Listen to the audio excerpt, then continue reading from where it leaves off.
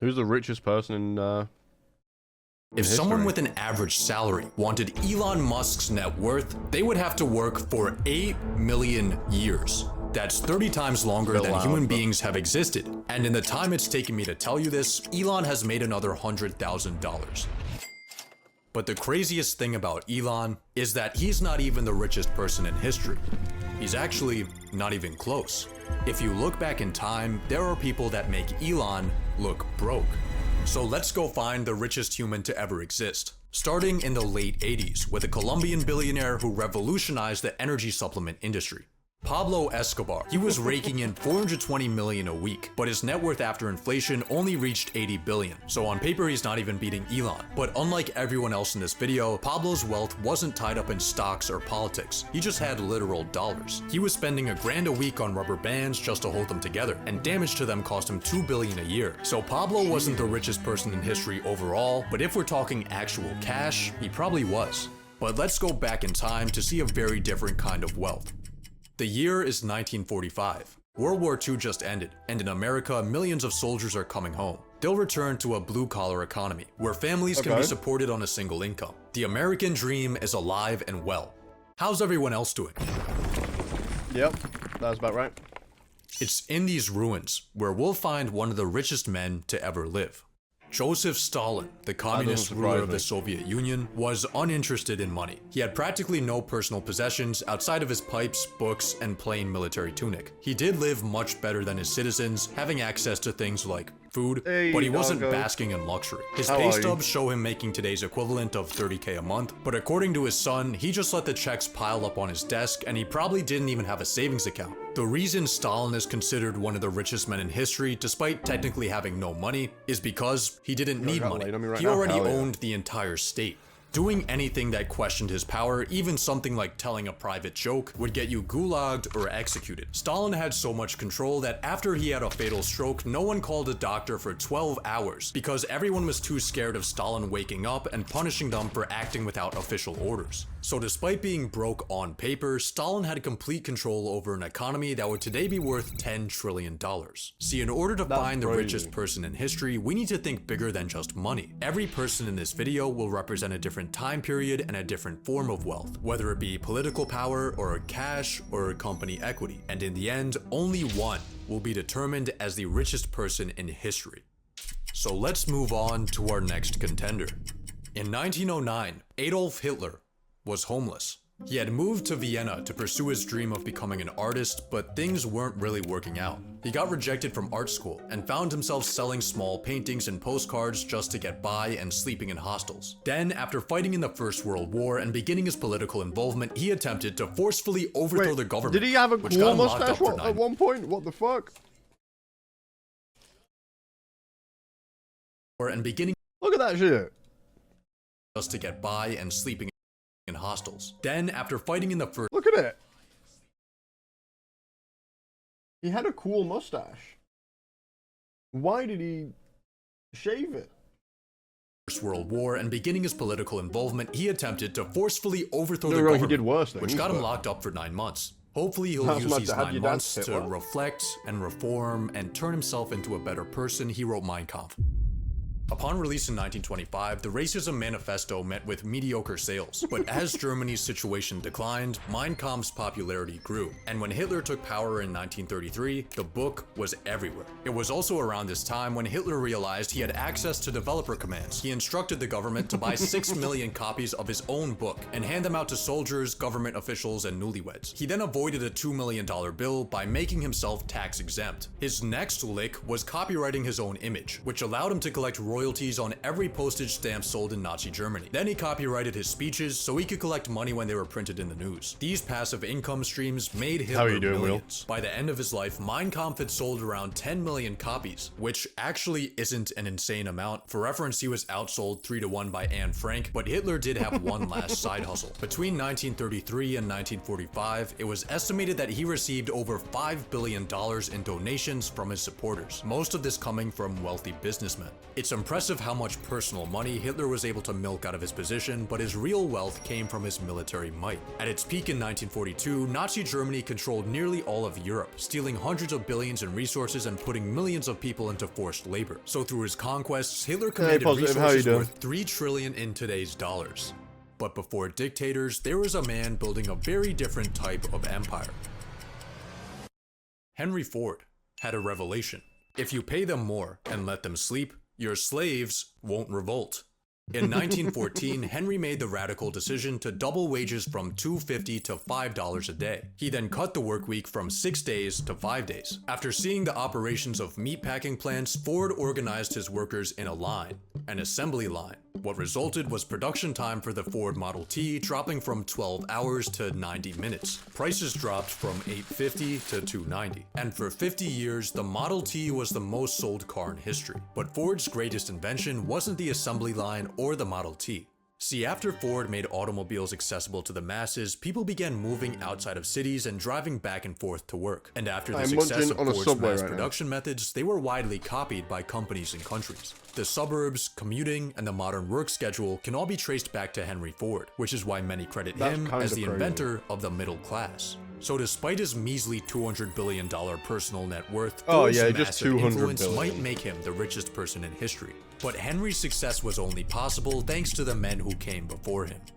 It's the late 1800s. The telephone, telegraph, and light bulb are currently being invented. Pollution is awesome. Child labor is legal. Yes! Regulations don't exist. Long hours and unsafe working equipment give employees a healthy work-death balance. The stage is set for maximum capitalism. 3 men would define this era, the OG being Cornelius Vanderbilt, who conquered the railroad industry and died with more money than the US Treasury. The next was Andrew Carnegie, who made a fortune with steel, then devoted the rest of his life to philanthropy. And this was during a time before charity tax advantages. He actually meant that shit. But the richest of the 3 was John D. Rockefeller. In 1870, John founded Standard Oil. He quickly curb-stomped his competitors through innovation and screwing them over, and by the 1880s, he controlled 90% of America's oil refining. But his empire fell in 1911, when the US Supreme Court declared Standard Oil an illegal monopoly and ordered it to be broken up into 34 new companies. This judicial punishment destroyed Rockefeller's fortune, and he ended up dying in poverty. Just kidding. After the breakup, he had ownership in each of the new companies and their stock values soared, making him richer than ever before. The antitrust breakup resulted in Rockefeller becoming the world's first billionaire, and at his peak in 1913, he was worth 2% of the US GDP. Estimates of his personal worth in today's dollars range from 4 to 600 billion, making him potentially the richest person ever. That is crazy. But before the robber barons, there was a family who bankrolled entire empires.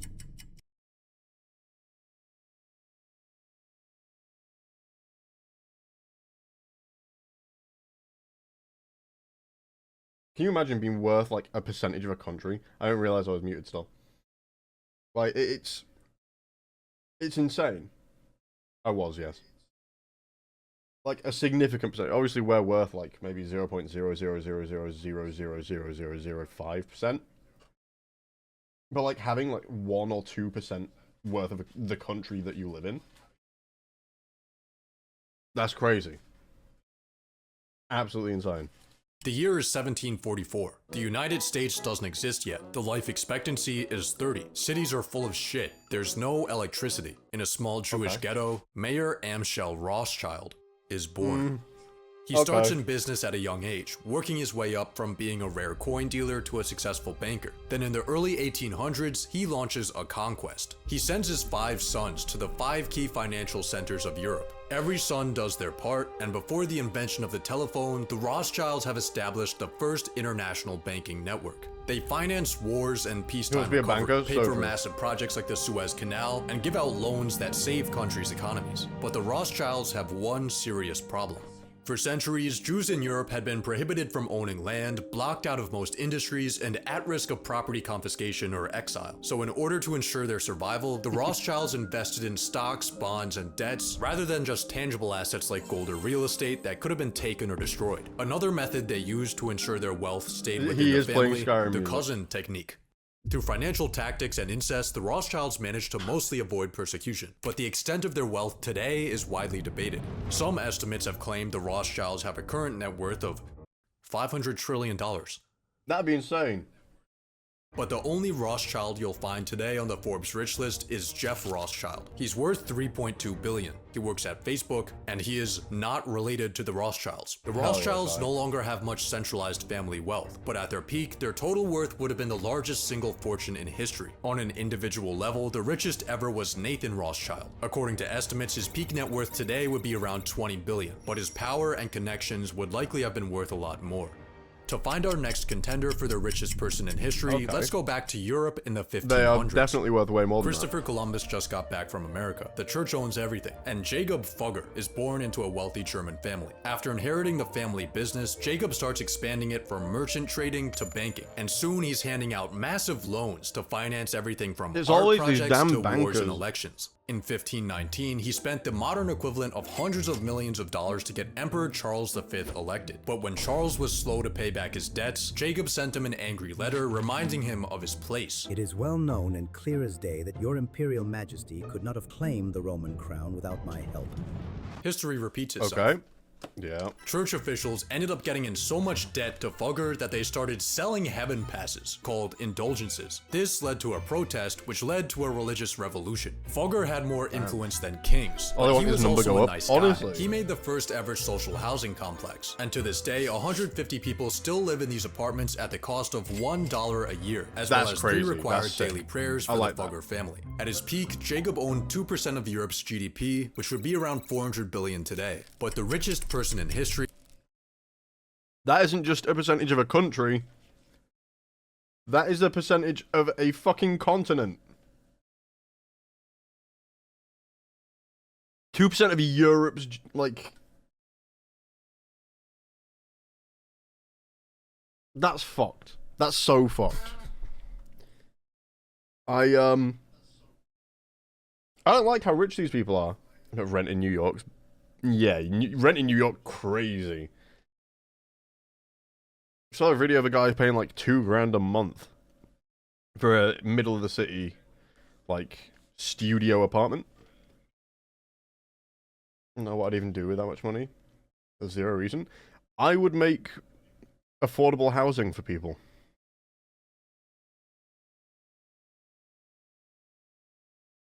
I think that's probably the best thing to do, like... I just buy houses and rent them out for really cheap. I don't care about making money back. I just, you know, affordable housing in New York City is not even affordable. Affordable housing in most places at the minute isn't affordable. That's just kind of life, right? He may have been further back in time. Boys, it's cookie time. In 1324, a man went on a pilgrimage across Africa. His name was Mansa Musa, and he was the king of the Mali Empire. Mali had a lot of salt and a lot of gold. A lot of gold. So much gold that on Musa's pilgrimage he covered himself, his 60,000 person entourage, and his hundreds of animals with thousands of pounds of gold. And then he handed out so much of that gold that it destabilized local economies. So he borrowed the gold back, which fixed the problem until he paid all the debts back at once and everything crashed again. After Musa's multi-billion-dollar road trip, he began showing up on maps decked out in gold, cementing his reputation in history as the original flexer. But estimating his net worth is borderline impossible, since all accounts of Musa's trek come from secondhand testimony. It's believed that Musa controlled about half of the world's gold supply, and the most common number I found for his total worth was 400 billion, but many numbers went much higher. So based on the amount of valuable resources under his control, Mansa Musa may be the richest person in history. But go back 100 years and there was a man with a very different kind of wealth. In the early 1200s, Genghis Khan controlled more land than any man in history. Technically, his bloodline is the richest bloodline to ever exist because of the pure amount of people that have relations to Genghis Khan, even if it's really distant. Like, how insane is that? I mean, Mongol Empire covered almost 20% of Earth's land area, making his estimated net worth today 130 trillion. But this is slightly misleading. Genghis never really had much wealth of his own, and this was actually vital to his influence. Rather than taking for himself, war loot was redistributed to soldiers and commanders to promote loyalty. Genghis wore the same clothes and ate the same food as his crew. He slept in tents and asked to be buried with no markings or signs. Genghis Khan didn't really have desire for personal wealth or possessions, but based on his control of land, he may have been the richest guy to ever live. But let's go even further back in time, to the year 1 AD. The people alive right now have no idea that they're living through a turning point in history. They actually don't even know what year it is. Romans think that it's year 754. Jews think it's 3761. The Chinese think it's year 9. And for the Greeks, it's 194. Every country is kind of doing their own thing. America's building early cities thanks to the Mayans. India is trading through the ocean and... Yeah, well, apart from all of that stuff, the rest of it, I fuck with it. Remove the murder and the sex pestery, then yeah, I fuck with them. Humans in a nutshell, bunch of idiots. Bunch of know-it-all idiots, yeah.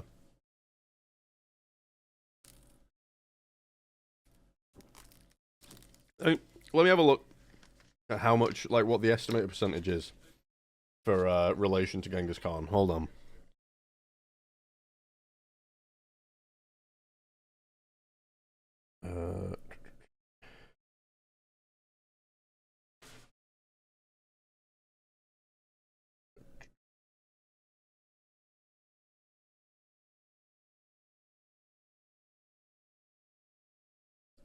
Have a look. Approximately 16 million men alive today are direct patrilineal descendants of Genghis Khan, a figure that represents to about 0.5% of the world's male population. 1 in 200 men. Homie got around? Homie got around.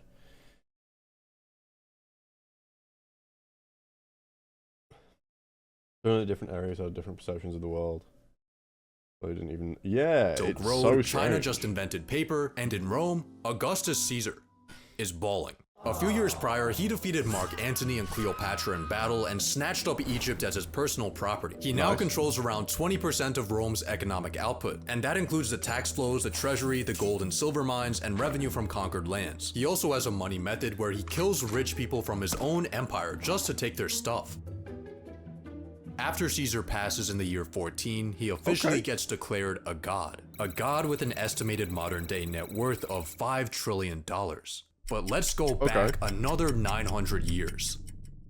Civilization is in its early stages. Most people live short, difficult lives. Money in the form of coins doesn't yet exist. King Solomon rules over the kingdom of Israel, collecting gold by the ton. His yearly tax revenue is 666 talents of gold. He basks in his riches with his 700 wives, and in today's money, he's worth over $2 trillion. But this is all according to accounts in the Bible, written hundreds of years after he would have lived. When we're this far back in time, details get murky. Written accounts are sparse and incredibly biased. The richest man from ancient times will never really know. So, who is the richest person in history? Looking at this graph, it seems like there's a lot of people who make Elon look broke. But these numbers don't tell the whole story. Hear me out. In 1913, John D. Rockefeller was worth 2% of US GDP. Today, Elon Musk is worth 1.4% of US GDP. So Rockefeller had a larger share of the economy, making his inflation-adjusted net worth higher than Elon's. But here's the catch. The US economy today is 22 times larger than it was in 1913. Rockefeller had a bigger slice of a much smaller pie. Estimated numbers don't tell the story of how the entire world has become more and more prosperous over time. Elon is now the biggest fish in the biggest pond that has ever existed. On top of this, his wealth is a personal fortune. It's well documented and verifiable, unlike ancient figures like King Solomon. It wouldn't disappear if he lost his positions of power, unlike dictators and heads of state. He can access it for whatever he wants, and he harnesses technology that ancient figures would think is witchcraft. Elon is the richest person in history, with his 400 billion today. Eventually, someone will get even richer, but based on history, everyone else will get richer too. Yeah, I mean, great video. Fantastic video. This guy, right, he's called Jack Pockets. Genuinely one of the best creators on the platform right now.